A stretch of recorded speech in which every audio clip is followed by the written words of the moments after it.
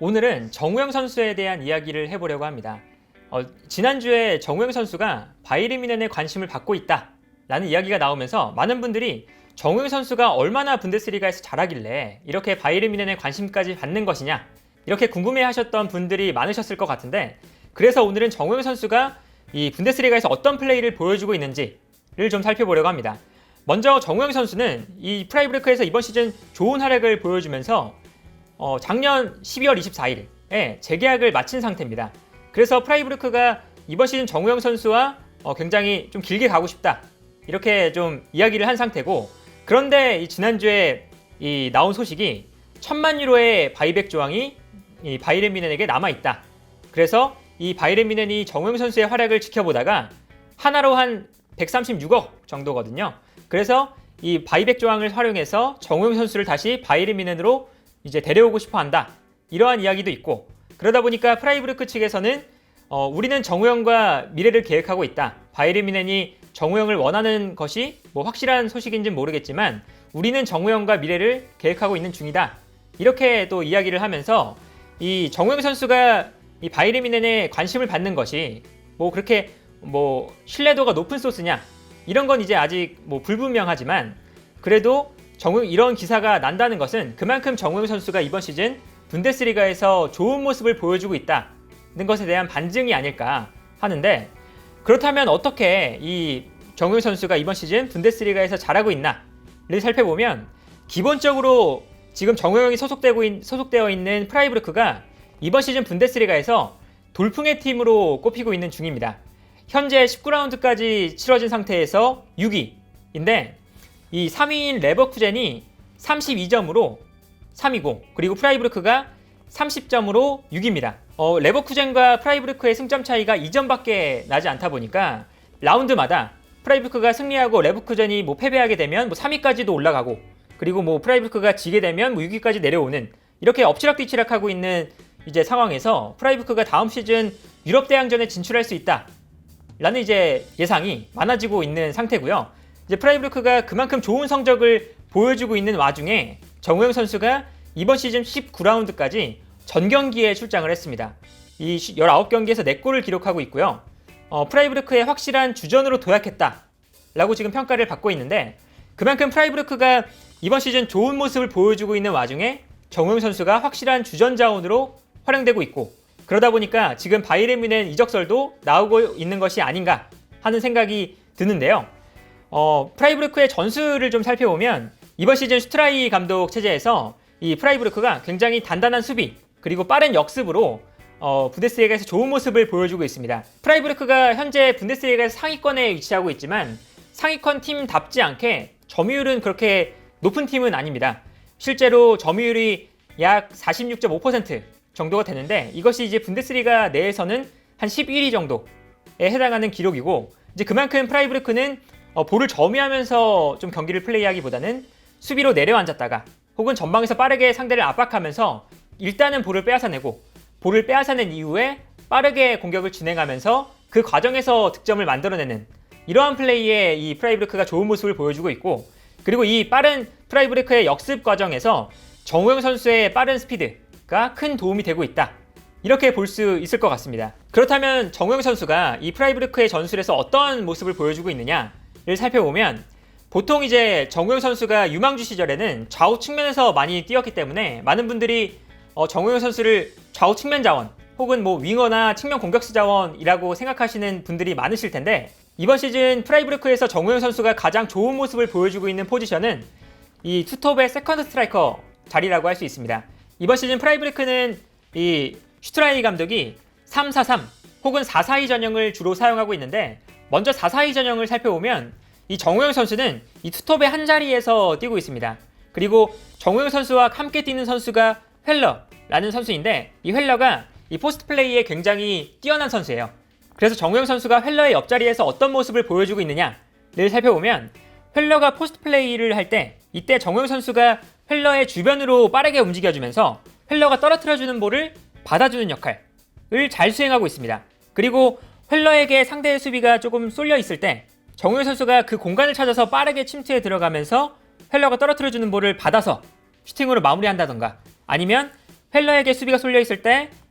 정우영 선수가 공간으로 침투해 들어가는 모습을 보고 이제 팀 동료들이 패스를 보내주고 정우영 선수가 이 마무리 슈팅을 가져가는 이러한 플레이들이 정우영 선수의 가장 큰 이번 시즌 특징이라고 볼 수가 있겠고, 그러다 보니까 정우영 선수의 가장 큰 장점으로 평가받는 것 중 하나가 공간을 찾아 들어가는 플레이가 굉장히 부지런한 선수라고 할 수 있습니다. 확실히 헬러가 전방에서 타겟 플레이를 해줄 때 이때 정우영 선수가 공간을 찾아 들어가는 플레이가 굉장히 부지런하다 보니까 3-4-3 전형을 사용할 때는 정우영 선수가 오른쪽 측면 공격수로 출전하지만 이 프라이브르크의 주된 공격 루트는 왼쪽입니다. 그래서 왼쪽에 있는 그리포 그리고 귄터 이 두 선수의 플레이를 활용해서 이 프라이브르크가 왼쪽에서 이루어지는 플레이가 상당히 많고요. 거의 이제 40%의 공격 방향이 왼쪽에 쏠려 있습니다. 그래서 이 왼쪽에서 공격이 이루어질 때 상대팀이 이 프라이브르크의 왼쪽 측면으로 좀 쏠려 있게 되면 이때 이 정우영 선수가 반대편에서 공간으로 침투해 들어가고 이때 그리포의 좀 크로스 혹은 귄터의 크로스가 올라오면서 정우영 선수가 이 공간을 찾아 들어가서 득점으로 마무리하는 이러한 패턴이 이번 시즌 프라이브르크의 가장 주된 공격 패턴이라고 할 수 있겠고, 그만큼 정우영 선수의 좀 빠르게 공간을 찾아 들어가는 플레이가 이번 시즌 프라이브르크에게 큰 도움이 되고 있다 라고 좀 볼 수가 있겠습니다. 그리고 정우영 선수가 이렇게 공간을 찾아 들어가는 플레이에도 부지런하지만 기본적으로 정우영 선수가 이 부지런함에 굉장히 좋은 평가를 받는 이유 중 하나는 압박 상황에서 정우영 선수가 열심히 뛰어주면서 프라이브르크의 압박에 큰 도움이 되어주고 있다는 것인데, 기록을 살펴보면 이 팀 내에서 전방 압박을 두 번째로 많이 한 선수고, 이 전체 압박, 이 전방 압박뿐만 아니라 전 팀의 전체 압박을 살펴봐도 정우영 선수가 팀 내에서 90분당 20.1회로 가장 많은 압박을 시도한 선수로 꼽히고 있습니다. 이제 그만큼 이 정우영 선수의 포지션은 분명히 최전방 공격수이기 때문에 최전방 공격수가 팀 내에서 가장 많은 압박을 시도하고 있다는 건 그만큼 정우영 선수가 좋은 압박 능력을 보여주고 있다 라고 평가할 수 있는 부분이고요. 특히나 정우영 선수가 이 3-4-3 전형을 사용했을 때 전방 압박을 하는 부분에 있어서 굉장히 좋은 모습을 보여주고 있는데, 어떻게 이 프라이브르크가 전방 압박을 시도하게 되냐면 3-4-3 전형을 사용할 때 이 헬러가 상대 중앙 수비수 1명 그리고 왼쪽 측면 공격수로 나오고 있는 그리포가 이 상대 중앙 수비수 1명을 압박을 할 때 이때 정우영 선수는 상대의 수비형 미드필더를 압박하는 플레이를 할 때가 많습니다. 정우영 선수가 상대의 수비형 미드필더를 압박할 때 상대의 볼을 빼앗아내고 여기서부터 이제 프라이브르크의 공격이 시작될 때가 굉장히 많거든요. 이제 그만큼 이 정우영 선수가 이 프라이브르크가 전방 압박을 하는데, 그리고 프라이브르크가 역습을 하러 나가기 전에 볼을 빼앗는 행위가 굉장히 중요한데, 그때 이제 정우영 선수가 좋은 모습을 보여주고 있다 라고 평가를 할 수 있겠습니다. 그래서 내용을 종합해보면 정우영 선수가 세컨드 스트라이커 자리에서 이번 시즌 프라이브르크에서 주전으로 뛰고 있는 가장 큰 이유는 기본적으로는 부지런함이 동반되면서 공간으로 찾아 들어가는 플레이에 뛰어난 모습을 보여주고 있고, 프라이브르크가 가장 중요하게 생각하는 압박 과정에서 정우영 선수가 이 압박에 기여하는 빈도가 굉장히 높다. 이러한 좀 두 가지 측면에서 공수양면으로 정우영 선수가 프라이브르크의 축구에 큰 도움이 되어주고 있다 라고 이제 평가를 할 수 있겠고요. 이 정우영 선수가 세컨드 스트라이커로 뛰고 있는 것은 이 우리 국가대표팀에도 굉장히 좋은 영향을 주고 있다 라고 생각이 되는데, 지난 이 정우영 선수가 득점을 기록했던 이라크전을 살펴보면 벤투 감독이 이 프라이브르크에서 정우영 선수가 세컨드 스트라이커로 플레이하는 모습을 좀 잘 지켜본 것 같아요. 이라크전에서 정우영 선수가 이제 중간에 교체 투입돼서 나와서 득점까지 기록했는데, 이때 정우영 선수를 좌우 측면에 있는 황희찬이나 손흥민 선수 대신 기용한 것이 아니라 공격형 미드필더 자리에 투입을 하면서 정우영 선수를 공격형 미드필더 내지는 세컨드 스트라이커처럼 기용을 했습니다. 그러면서 이 사실 벤투 감독의 축구가 그동안 많은 비판을 받아왔던 것이 플랜 B가 좀 부족하다 라는 평가를 많이 받았었는데, 이 벤투 감독이 큰 변화를 가져가지는 않았지만 정우영 선수를 뭐 이재성 선수나 이동경 선수처럼 공격형 미드필더로 좀 기용하기보다는 조금 더 앞선에서 이 조규성 선수와 굉장히 가까운 위치에 기용하면서 4-4-2와 같은 이러한 플레이를 보여주면서 좀 약간의 변화를 주기도 했는데, 이때 정우영 선수가 이 조규성 선수 옆에서 플레이하면서 조규성 선수가 볼을 잡고 포스트 플레이를 해줄 때 떨어뜨려주는 볼을 정우영 선수가 이제 달려나가면서 받아준다거나, 아니면 상대팀 수비수들이 이 조규성 선수에게 좀 쏠려 있을 때 이때 정우영 선수가 공간으로 침투해 들어가면서 공간 침투를 시도한다거나 하면서 정우영 선수의 장점을 좀 잘 살려줄 수 있는 이러한 포지션에 벤투 감독이 기용을 하면서 정우영 선수가 국가대표팀에도 좀 큰 도움이 될 수 있겠구나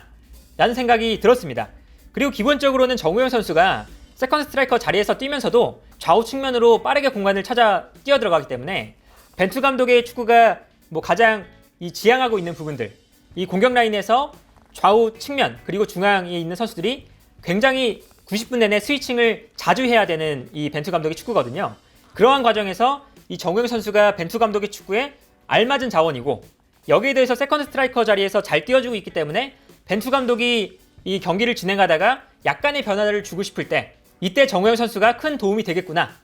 라고 이제 지난 이라크전을 보면서 좀 생각이 들었습니다. 그래서 정우영 선수가 이 세컨드 스트라이커 자리에서 이번 시즌 잘 플레이하고 있는 것이 정우영 선수의 좀 성장하는 데 있어서도 큰 도움이 되고, 그리고 프라이부르크에서 주전으로 뛰는 데도 큰 도움이 되고, 여기에 대해서 국가대표팀에도 좀 큰 도움이 되고 있다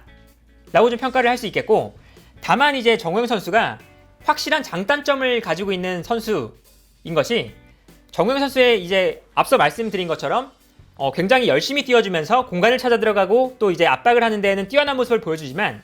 볼을 가지고 있을 때 이 온더볼 상황에서의 플레이는 다소 약점이 있는 게 사실입니다. 그래서 정우영 선수가 프라이부르크에서도 좌우 측면으로 뛰지 못하는 것이 정우영 선수의 좀 약점들, 이 온더볼 상황에서의 약점이 분명히 있고, 그러다 보니까 올해를 시작하면서 이 키커지에서 선정한 아직은 완벽하지 않지만 그래도 잠재력이 기대되는 선수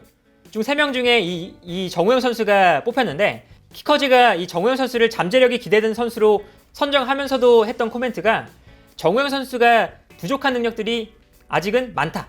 하지만 잠재력을 가진 선수다. 이렇게 평가를 했거든요. 그 뜻은 그만큼 이 정우영 선수가 가지고 있는 온더볼 능력이 분명히 부족하다는 것을 꼬집은 것이라고 할 수가 있겠고, 이 프라이부르크에서도 정우영 선수가 모든 경기를 출전했지만 이 모든 경기에서 풀타임을 뛴 적은 단 한 번도 없습니다.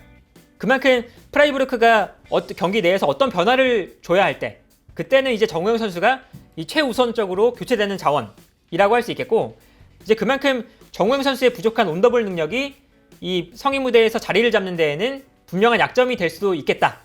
라고 좀 생각이 들더라고요. 그래서 정우영 선수가 프라이부르크에서 좋은 모습을 보여주고 있긴 하지만 경기마다, 그리고 이제 이 흐름마다 좀 기복이 심한 플레이를 보여주고 있고, 그래서 이제 이 많은 분들이 우려하셨던 것이 바이에른 뮌헨으로 간다면 밀러의 자리, 세컨드 스트라이커 자리에서 뛰어야 할 텐데, 그렇다면 밀러 그리고 무시알라 라는 이 바이에른 뮌헨의 이 세컨드 스트라이커 자원이 있기 때문에 정우영 선수가 바이에른 뮌헨으로 간다면 세 번째 자원으로 뛰어야 되는 것이 아니냐 라는 이제 우려들을 많이 하시는데, 저도 이제 그렇게 생각하는 것이, 정우영 선수가 세컨드 스트라이커 자리에서 조금 성장하려면 오히려 프라이부르크에서 자기가 가장 잘하는 역할에서, 그리고 이 자신을 가장 잘하는 팀에서 지금 뛰고 있는 것이 정우영 선수에게도 가장 좋다라고 좀 생각이 들고, 그리고 이제 정우영 선수가 이 세컨드 스트라이커 자리에서 조금 더 자리매김하는 것이 정우영의 커리어를 나아가는 데 있어서 오히려 좀 더 좋지 않겠느냐, 이러한 생각이 드네요. 그리고 이제 연말에 이 월드컵이 있다 보니까 정우영 선수가 세컨드 스트라이커 자리에서 좋은 성장을 해주다 보면 분명히 월드컵 대표팀 명단에도 정우영 선수가 뽑힐 기회가 충분히 있다, 이렇게 좀 생각이 드는 최근 정우영 선수의 활약이고, 이번 시즌 정우영 선수의 활약은 충분히 지켜볼 만하다 라고 좀 평가할 수 있겠습니다.